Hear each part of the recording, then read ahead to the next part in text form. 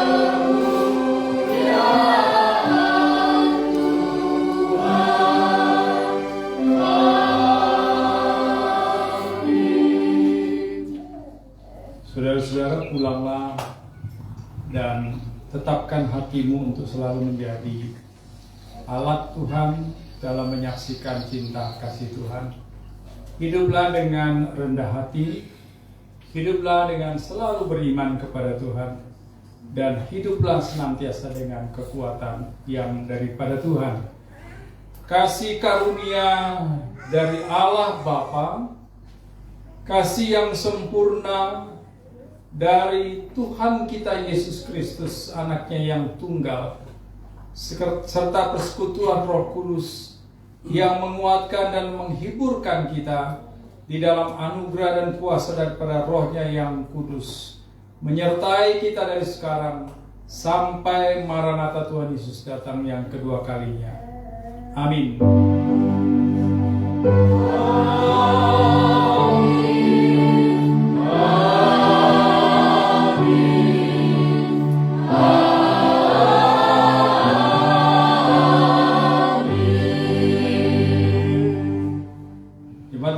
Dipersilakan duduk kembali dan mengambil saat teduh. Selamat hari Minggu. Mari kita semua.